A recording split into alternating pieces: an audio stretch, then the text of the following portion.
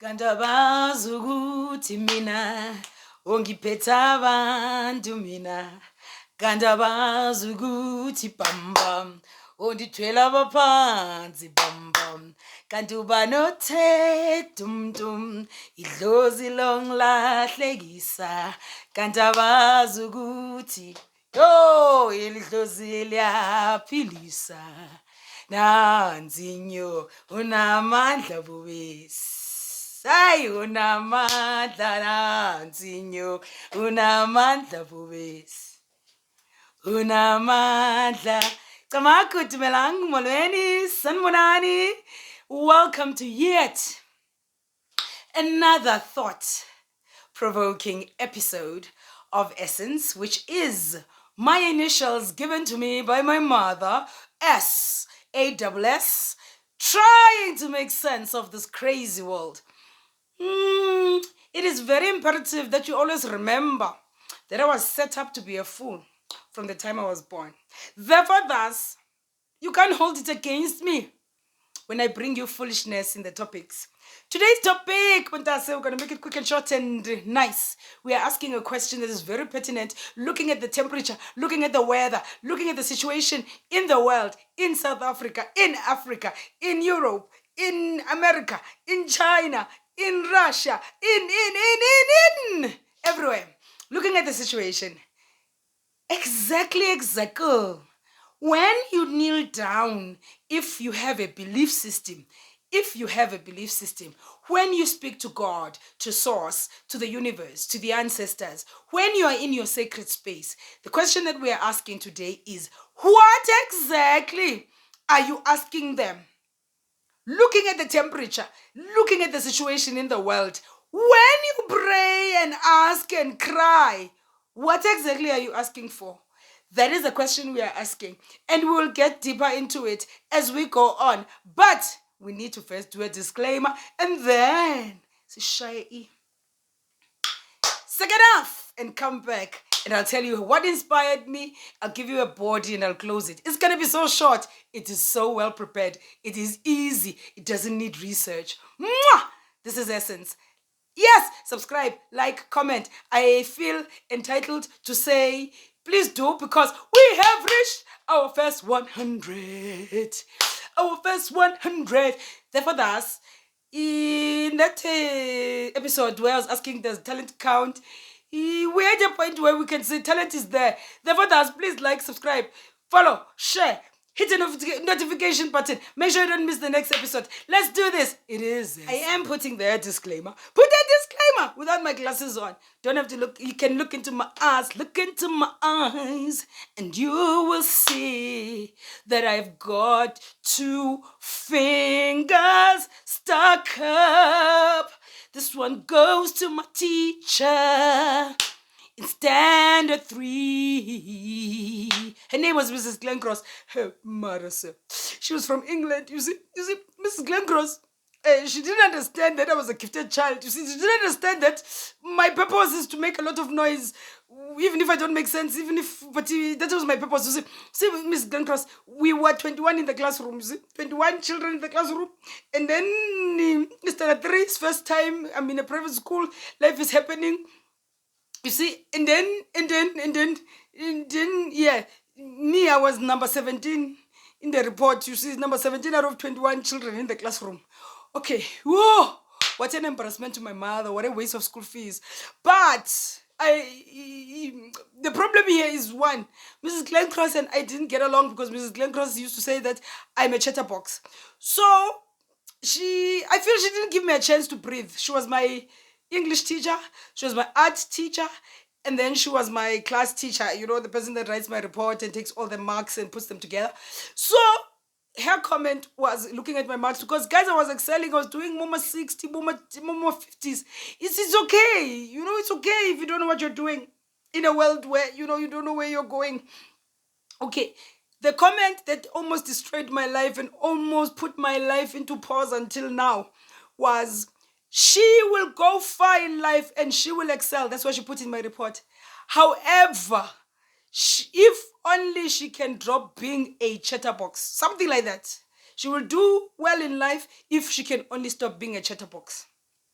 So, see, those type of words when you're a child, and then you get the report, and then the relatives and the friends, they call your mother. And then I remember my mom, I think she didn't know what to say or do. Here I am, 17 out of 21, position 17. There are 21 kids in the classroom. So people are asking, Upasile, hayi yena sheba upasile uzamile, kodwa ke itishala ithe makakayeke nje ukuthetha kakhulu. And the worst part is that my mother has never seen this chatterbox part, because I was always two personalities, wild outside of home and very controlled at home. So yeah, she was wondering, what is going on? My child must be really just dumb, because if they say she's a chatterbox and I've never heard a voice, what the hell is going on? What I'm trying to say is Miss Glencross almost messed up my life, but because I'm celebrating 100 subscribers, I think being a chatterbox is the better way to go. So please, let us not go for the fact that I chatter a lot. Let's just look at what I'm chattering about. The topic. What are we talking about? We're talking about when we pray to the ones we believe in, or to the one we believe in, or whatever it is that we believe in. What are we saying? Looking at the conditions, the temperature and everything around the world, in South Africa and everywhere in Africa. What exactly are we telling the people? That is the question. So please don't come for me, because I'm trying to beat Mrs. Glencross at her own game of destroying me by being a chatterbox, but with a purpose. This is ASSsense. We're coming back and we're going to do one body and we're closing. Just like that. It's going to be quick. Mwah. This is the time we're probably asking yourself, what made her think she has the authority to be asking things? You see, what we are experiencing right now is that no matter, it feels, it is not a fact. It's not a fact of life. It's not been proven. Please, please, please don't come for me. But it feels, from just observing the temperature and everything, having recovered, not recovered, but having recovered from isolation due to a pandemic and lockdown and everything else. Marcos, we're going somewhere, we are going somewhere. Okay, so it has taught me that life is so unpredictable. It hurts, I can go down and and ask for everything and anything under the sun, and my belief system has taught me that everything in condition according to what they want me to have and what they believe I deserve is possible. You understand? However, it being possible is futile if what I want is now no longer matching the system that we are living in. I don't know, guys, if I'm making sense. I'm hoping I make sense to two, at least two people. The rest is okay. You want to, you and me, please, if you get me, hit a like, hit a thing there. Let me know you get me. Because there's this thing, Etty, I can ask for to have a huge, massive mansion, from my God, my sources, and they can provide it. However, with the things that are going on, the pandemics, the deaths, the this, the that, I'm asking myself, is it rather not better to then share what is going on? You know, the type of thing, but stick around. We are going there. We're getting there. That is the question I'm asking. Uguti, when we are going down to kneel, are we, that is what's inspiring it. Yes. Are we looking at just ourselves, or are we broad and open to the idea that no matter what it is that we want, it in some way cannot fit into what is happening if we don't speak about it to the ones that we are asking from, for the things that we selfishly believe that we deserve. If you get me, you get me. If you don't, you don't, but you get me. It's a Friday.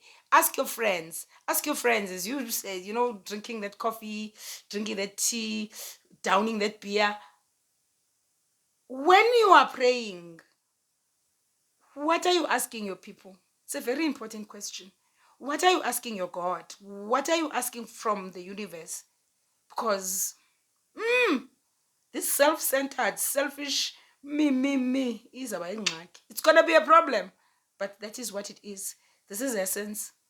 Yeah, we're trying to make sense of a crazy world where we think what we want sometimes is better, but it can't really be possible or feasible if the conditions externally don't allow. I don't know. You tell me. I could be wrong. Teach me. This is ASSense. And S trying to make sense, who's willing to learn. As long as you're not going to be telling me about my voice, my teeth, my complexion, and everything has got nothing to do with you, then let's do what is got to do with you. You see? Let's do this. Let's get some water and then we come back and do the things and carry on. I at times feel that is it despondency? Yes, despondency, uh, hopelessness, that feeling of we can't really change or do much is going to be the death of us. Uh, we're living in a time where the worst that we could have possibly envisioned had happened to us is now happening to us. If you know, you know. If you don't, you don't. In terms of politics, in terms of world news and everything and everything and everything. And I've got this thing. I'm trying to look for my notes there. I've got this thing.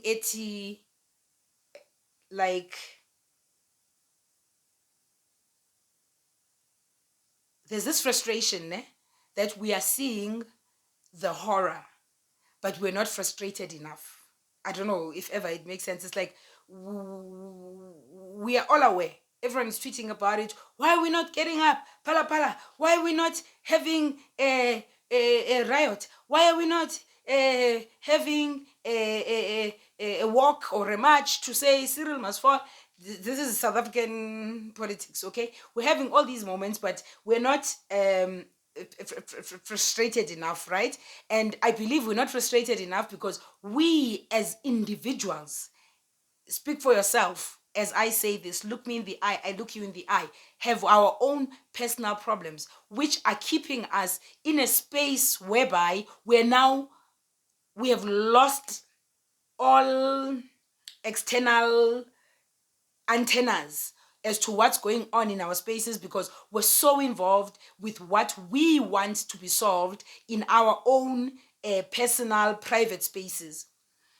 And that's what I think I'm trying to drive, and I'm going to be very short and quick. It's not going to be one of those long ones, and I'm going to try and be deep, but I fear that as we are drawing things to ourselves and saying thokozani bogogo nomkhulu as we speak, siyakhuleka emakhosini, siyakhuleka amakhosi amakhulu, bogogo nomkhulu ngiyacela, ngicela imoto, ngicela imali, ngicela umuzi, ngicela indoda, ngicela umjolo, ngicela everything that we're asking for is so personal, yet the world around us is falling apart.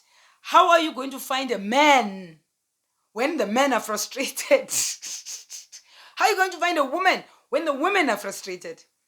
Like, how are we going to even find a mjolo when we might be going into another planned pandemic isolation story because of pox story, monkeys and chickens and things that could be solved by calamine, but they could be made to be big.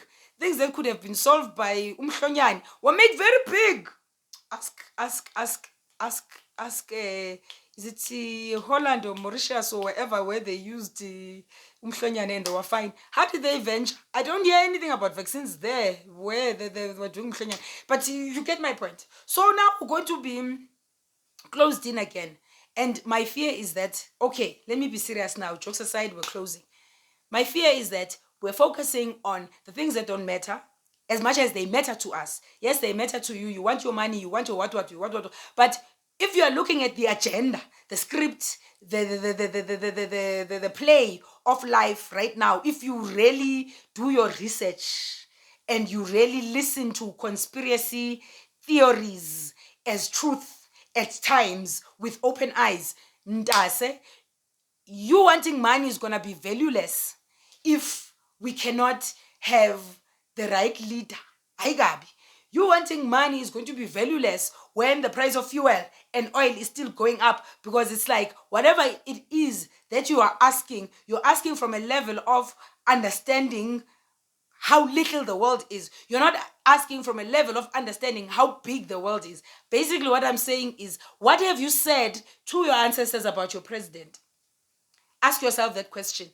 What have you said to your ancestors about your president? What have you said to your ancestors about your ministers? What have you said to your ancestors about the concept of religion right now in the nowadays, and how things have changed, and how you've awoken to your truths, and possibly the truths that they know are not the truths that you know? Have you informed them that things have changed? What have you said to your ancestors about the financial situation generally in South Africa or in the world or in Africa? What have you said to them about self-hate, xenophobia? What have you said to them about the conflict of black on black? Like the things that are really important, because you can pray for nice life, soft life and everything, but the conditions won't allow you to have a soft life. Okay, I'm saying this because I'm going to do something about it. But okay, let's close. I'm not going to say anything, actually. It will make you come back again.